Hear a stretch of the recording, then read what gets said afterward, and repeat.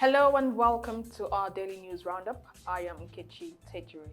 Here are our top stories.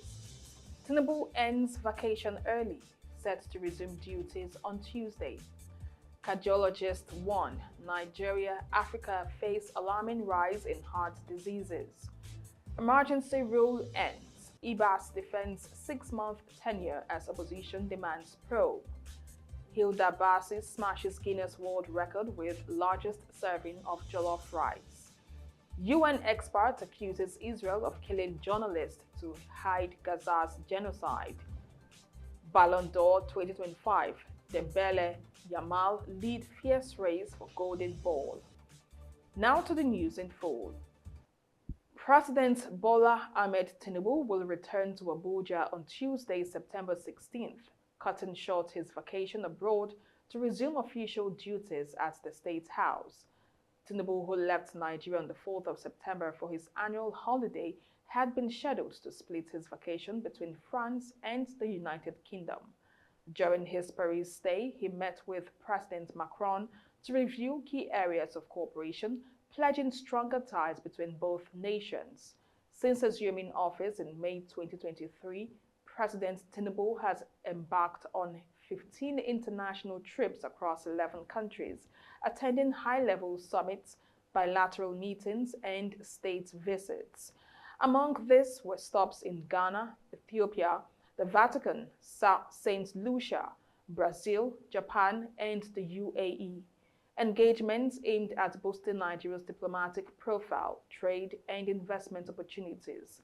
His return on Tuesday will mark his first major assignment since August TCAD 9 summit in Japan. His special advisor on information and strategy, Bayo Onanuga, confirmed the development in a Monday statement, noting that the president wrapped up his holiday in France earlier than planned after holding bilateral talks with French President Emmanuel Macron at the Élysée Palace.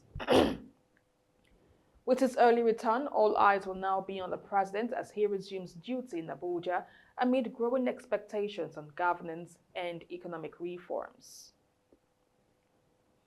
Cardiologists have raised fresh concerns that Nigeria and Africa are facing a growing epidemic of cardiovascular diseases, with new data showing that about 4 in 10 Nigerian adults are hypertensive. Speaking ahead of the 5-day event, the president of the Nigerian Cardiac Society, Professor Augustine Odili, described the situation as alarming. He revealed that hypertension, once as low as 3% decades ago, now affects nearly 40% of Nigerian adults, fueling heart disease, heart failure, stroke, and kidney disease. Also, the president of the Pan-African Society of Cardiology, Professor Elijah Ogola, said Africa's rate of cardiovascular diseases is the fastest rising in the world, with more than half of all admissions in public hospitals in Kenya linked to heart-related cases. Aminu Kano Teaching Hospital consultant, Professor Camilo Karaye, also raised alarm over a heart condition affecting young mothers after childbirth, peripartum cardiomyopathy, made worse by poverty, poor nutrition, and closely spaced pregnancies. Meanwhile, the organizers have begun pre-conference workshops, including CPR training for Abuja residents, with experts stressing that preventive measures like exercise, better nutrition, and managing hypertension remain the most cost-effective solutions. Experts warn that Africa has the fastest rising rate of cardiovascular diseases globally, driven by lifestyle changes, obesity, poor exercise habits, and weak health systems. The warning comes ahead of the Nigerian Cardio Society's 54th annual scientific conference in Abuja, held in partnership with the Pan-African Society of Cardiology. With cardiovascular diseases now the leading cause of death worldwide, Nigerian and African cardiologists insist that urgent action is needed to stem the tide before the crisis deepens further. You're watching our daily news roundup. We'll go for a short break. On the other side, more news stories to come. My name is Desoka, the comedy catalyst of one of Nigerian comedy. Alright guys, back again, yes boss, my name is Osh baby. CME Alade. Yeah, what up people, it's your boy Victor AD. Girl Niniola. My name is my wife, Naija Celebrity type man. My papa say, who won't carry cow, waka go, waka follow the cow. I know the life for you. I see you know you're watching the Atlantic TV. Keep watching Atlantic TV. Atlantic TV. Keep watching Atlantic TV. Keep watching Atlantic TV. Keep watching Atlantic TV. Atlantic TV. Informative, educative, interesting, entertaining. Worldwide, international. Don't go anywhere or I'll catch you. Don't touch that die. Atlantic TV. Boom. Atlantic TV, we wanna party. Atlantic TV, culturally inclined and uniquely different. Welcome back. As Rivers State prepares for Governor Siminalayi Fubara's return to office on the 18th of September, Sole Administrator Vice Admiral Ibok Ete Ibas, retired, has defended his 6-month emergency rule, saying he fulfilled President Tinubu's mandate and stabilized the state. At an interdenominational Thanksgiving service in Port Harcourt on Sunday, Ibas urged Rivers people to prioritize reconciliation, peace and prosperity above partisan interest. He noted that his administration had restored calm, supervised local council elections, and laid a foundation for democratic governance to return. Quoting scriptures, the retired naval chief describes the 6 months as a test of unity and resilience, calling on politicians to sheath their swords and on youths to reject violence. Meanwhile, critics insist billions were lost under the emergency rule and are demanding a probe into Ibas' management of state resources. The emergency administration, declared by President Tinubu on the 18th of March, was backed by the National Assembly amid a bitter power tussle between Nyesom Wike and Governor Fubara. But opposition parties have called for an investigation, describing Ibas' tenure as unconstitutional, wasteful, and lacking legitimacy. While the PDP, NNPP, and Labour Party condemned the emergency rule, the APC praised Ibas for maintaining peace and ensuring the conduct of local government elections. With just days to the end of the emergency rule, the political climate in Rivers appears calmer, but questions linger as the state awaits Governor Fubara's reinstatement on Wednesday. Governor Nasir Idris of Kebbi State says his decision to now support the establishment of state police is driven by the realities of insecurity across Nigeria. Governor Idris pointed to landmark achievements including the renovation of over 2,000 schools, construction of 304 new schools, and improved school feeding. He also noted Kebbi now pays the highest minimum wage in the country, while security has been restored in previously troubled communities. The governor further highlighted multi-billion naira investment deals in agriculture and industrialization, stressing that performance, not politics, will speak for him ahead of 2027. The governor, who is 2 years into his tenure, has said in the TV program that his administration focuses more on service delivery, from education and workers' welfare to healthcare, infrastructure, and security. Governor Idris insists his administration's focus remains on improving lives in Kebbi while adapting policies like his new stance on state police to meet the nation's pressing security challenges. Nigeria's inflation has slowed for the 5th consecutive month, raising cautious optimism for households and businesses struggling with rising costs. The Consumer Price Index, which measures changes in the average price of goods and services, rose slightly to 126.8 points from 125.9 in July, reflecting slower price increases nationwide. Food inflation, the biggest driver of Nigeria's inflation basket, eased to 21.87%, compared with over 37% a year ago, largely due to falling prices of staples such as rice, maize flour, millet, and semolina. Urban inflation fell to 19.75%, while rural areas posted a slightly higher 20.28%, highlighting continued pressure from distribution and supply chain challenges in remote communities. However, core inflation, which excludes food and energy, edged up on a monthly basis to 1.43%, driven by housing, transport, electricity, education, and healthcare costs. A reminder that underlying pressures remain. State-by-state figures showed mixed results. Ekiti, Kano, and Oyo recorded the highest headline inflation, while Zamfara, Anambra, and Enugu posted the lowest. The National Bureau of Statistics reported that headline inflation dropped to 20.12% in August, down from 21.88% in July, and significantly lower than the 32.15% recorded in August 2024. Analysts say the latest figures suggest relief for consumers, but policymakers still face the challenge of sustaining the downward trend while tackling stubborn core inflation.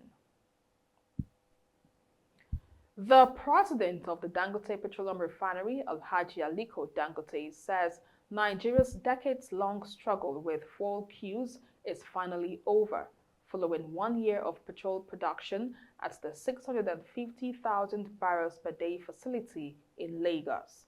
Dangote recalled that since 1975, Nigerians had endured long queues at filling stations, but noted that prices have now dropped from nearly 1,100 naira per litre to about 841 naira in parts of the country.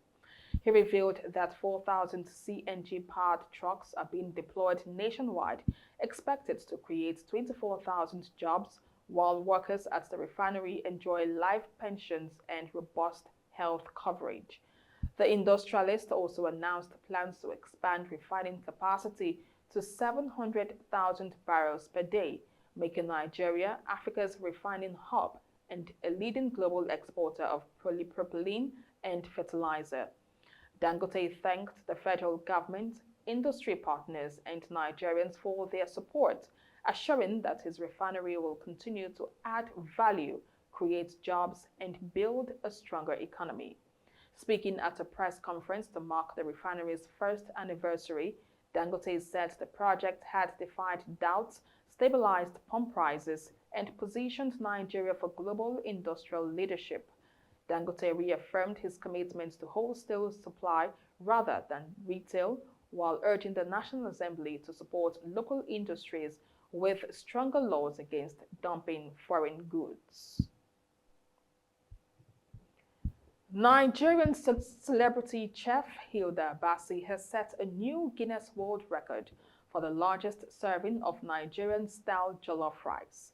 The record-breaking feat was achieved in partnership with food brand Gino at Victoria Island, Lagos, during a high-profile event held at the Eco Hotel and Suites. Guinness World Records announced the confirmation via social media, praising the chef's remarkable achievement. The event attracted a massive crowd of supporters, celebrities, and food enthusiasts who gathered to witness history.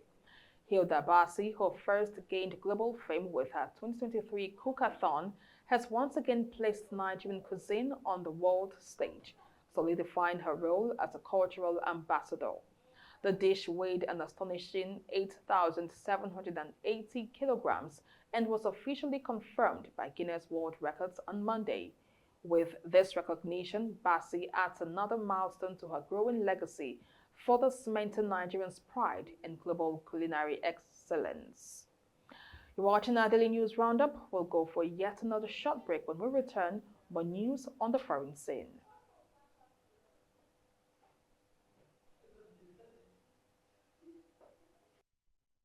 I am SP Dafe Bright and this is Delta State Police Command. Today we'll be treating and addressing an issue that's different from what we've been doing before, not parading suspect this time, but bringing to you a very important information. Do we know that over 85% of Nigerians do password their phones, whether it's Android phones or iPhones? There's always a password. But how come when we lose our phones, by the time we go to retrieve our lines, we go to our bank to check our bank statement, we discover that these people who collected these phones must have siphoned the phones. Now, there are times the people who steal these phones, it is not your phone that they actually need. What they need is your SIM card. Now, how does the SIM card become useful to them? Not just any SIM card, but a SIM card that is linked to your bank account. Don't miss out on exciting news, events, and more. Stay connected by following us on Facebook, YouTube, and Instagram at Atlantic Media and TV. Welcome back. Now on the foreign scene, a United Nations expert has accused Israel of deliberately targeting journalists in Gaza to conceal what she describes as genocide. Khan told reporters in Geneva that the toll in Gaza surpasses the combined number of journalists killed in World War I, World War II, and the Vietnam War, the Yugoslavia conflict, and Afghanistan. She alleged that many journalists were deliberately picked out for exposing atrocities, while Israel has attempted to discredit them as terrorist supporters. The expert also condemned Israel's continued ban on international media access to Gaza, warning it sets a terrible precedent for global press freedom. She called on the international community to act urgently, insisting Israel must be stopped before, in her words, all journalists in Gaza are silenced. Irene Khan, UN Special Rapporteur on Freedom of Opinion and Expression, says at least 252 Palestinian journalists have been killed since the war began in October 2023, making it the deadliest conflict ever for media workers.